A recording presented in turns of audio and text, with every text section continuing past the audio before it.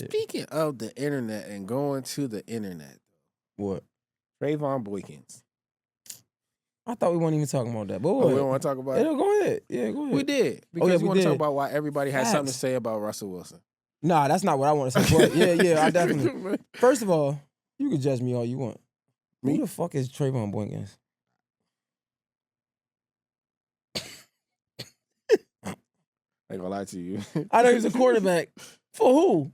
Out of what draft class? What college? Trevon Boykins. I'm looking it up real quick. This nigga fuck around was nice as shit. Not really. I mean, he played for TCU, 2011. Played for the Seahawks for a little bit. Let me go look at his stats. Hell yeah, man. I never even heard of this nigga. But yeah. Yo, you got somebody that open that door to you, for you. No, I'm gonna read the stats. No disrespect, brother.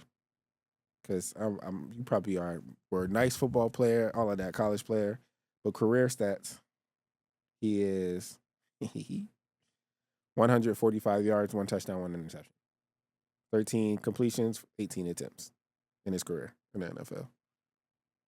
Man, you shouldn't be talking about nobody, nigga. But nah, just jokes aside. Want me to play the clip?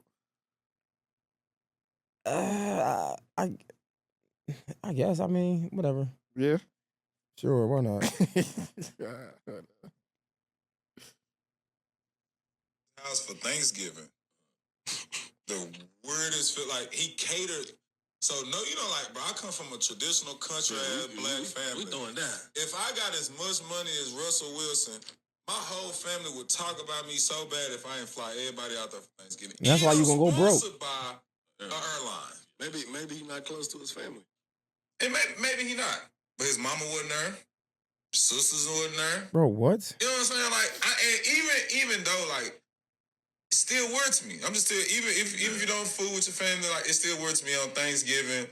My family gonna do the food. This is what we gonna. If you the one with the money, we coming to your house. You know what I'm saying? Like, let me that part. That's what we gonna do. So to get over there and catch Russell Wilson, like, him is literally him, Sierra Daddy, me, Noonie, Baby Future, the chef, and 2 nannies. And 3 dogs. And Baby Future at that time was bad as hell. hey, Baby Future, what you think? You know, everybody going around the room saying what they thankful for and shit. Like, Baby Future, what you thankful for? Oh, just thankful for. I think he said something about, like, I mean, he was a kid though. You know what I'm saying? Like, he was a kid. I think he a lot better than that. But at that time, like, bro was just, he knew, like, I think he understood it. Like, he knew he was just spoiled, just bad. You feel like who his daddy was, who his mama was, who he hanging around. Like, he started to understand. And so in that case, like, but then I leave Russ' crib, go to Earl Thomas' crib. Man, you don't even gotta put the rest. Can you do me a favor? Goop, is he trying to, like, be a comedian now? I just want to put some things. I'm just curious. Let me see. I just want to put some things in perspective. I don't know about that. You looking at his Instagram page?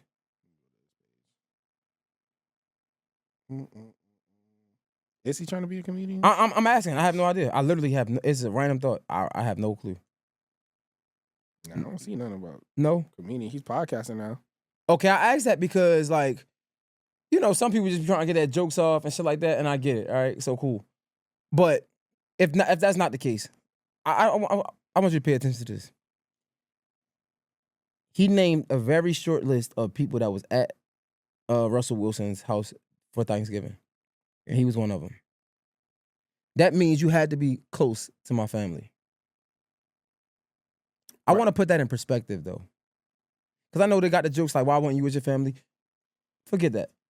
He named a short list of people that was at Thanksgiving, which is very secret. Like, we're talking about Russell Wilson and his family. He was one of the few people that was at Thanksgiving with his family. Okay, cool. I don't know Russell Wilson's relationships and his friends because it don't make sense to me, but cool. But outside of that, it means that you are close to the family. One, why the fuck are you referring to my son as Baby Future? If we that close. Like, now I'm wondering, like, what happened? What's his name, no? Baby Future? Future is his name, no? I don't know. Maybe. But I just know, like, that's the joke that the internet play, right? Why are you referring to my kid talking about baby Future. Why you talking about you talking about him in a negative way? I don't like that, right? Especially for us to be close.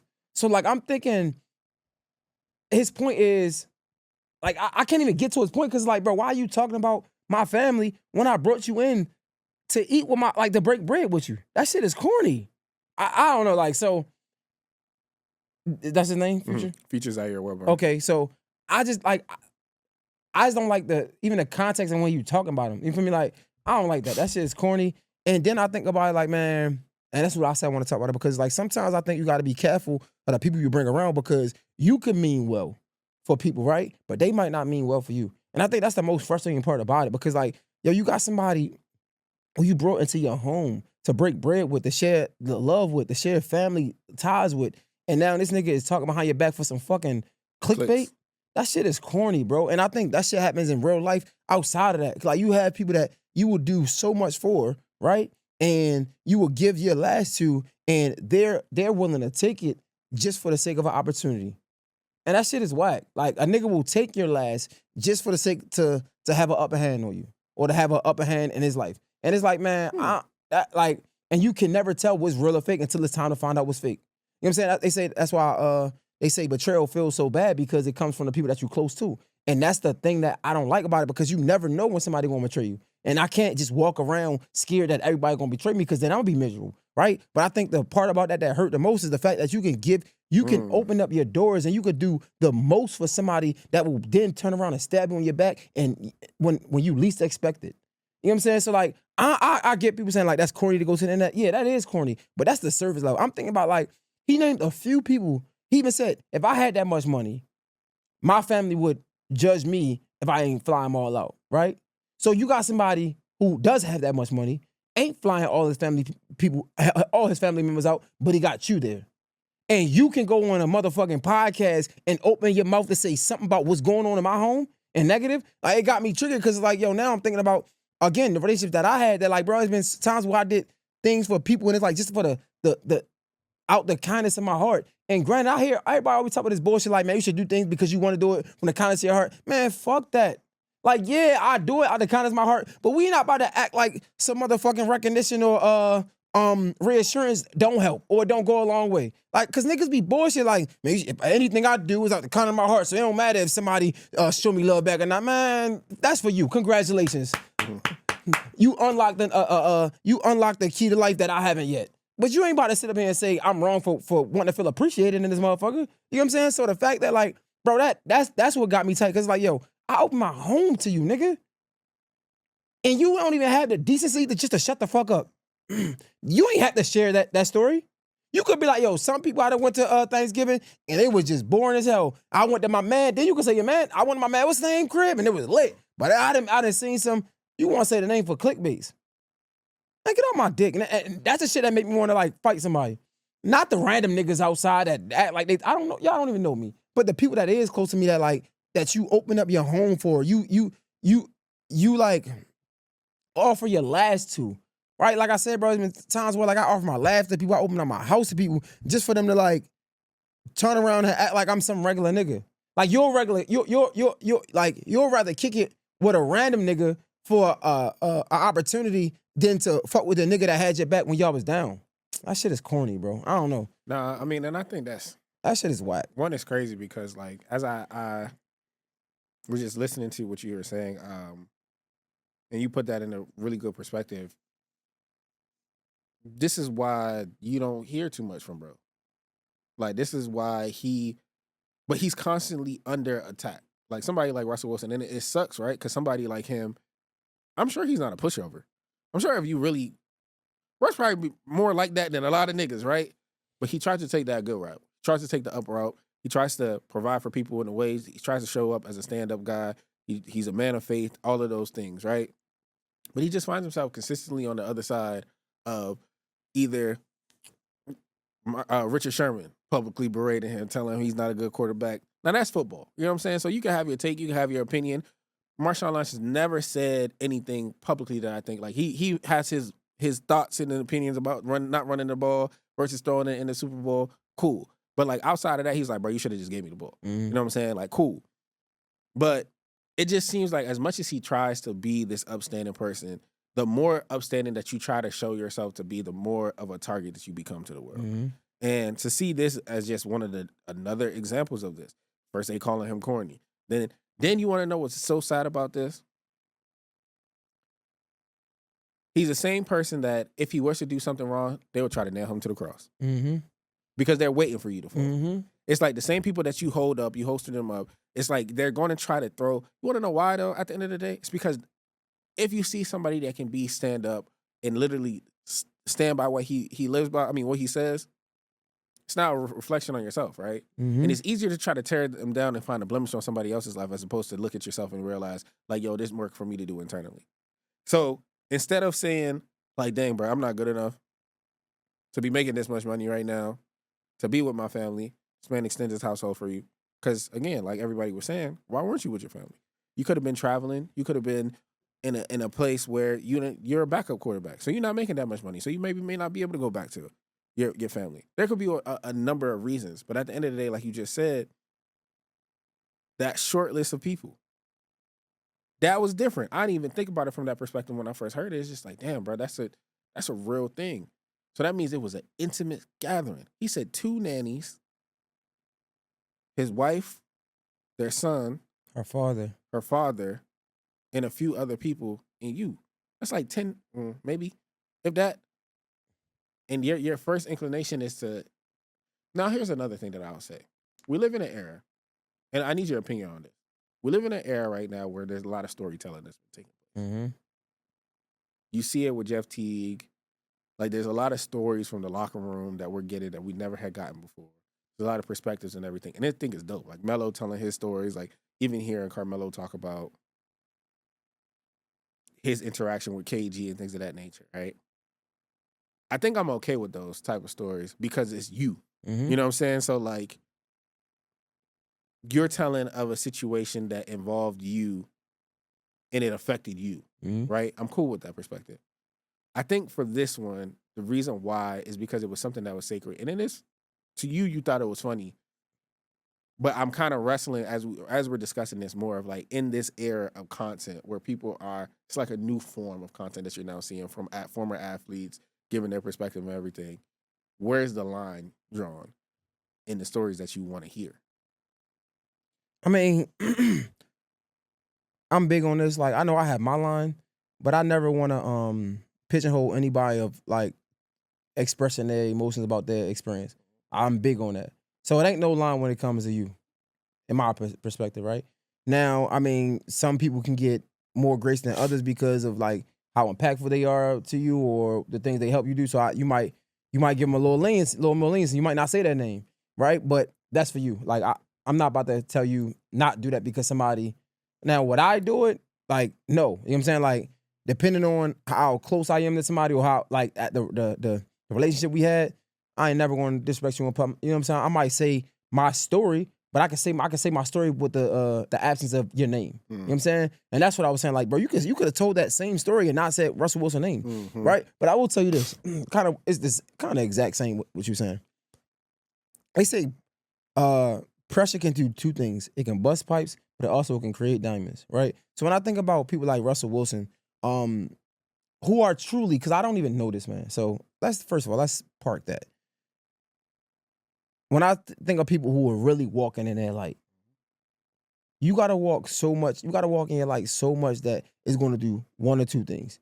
It's gonna make people illuminate to you and gravitate to you because they wanna know how they can get to where you are, or it's also gonna be so bright that it's gonna hurt people around you. You get what I'm saying? And you can't be afraid to do either one because I know that my impact on a person that wants to get to where I'm at and that's willing to put in the work can be far greater for the world than the opposite. So yeah, you can go ahead and hate on how I show up, but like you said, that's just a reflection of who you are. You got to deal with that. That ain't for me to deal with. So yeah, like everybody calling me corny, everybody trying to come up with these stories. That's for you if I know that I'm genuinely living a life of integrity, right? Yeah. So it's like, man, it's corny, but like I said it before, bro. Like sometimes you're just a reflection of somebody not being able to get it right, and that hurt.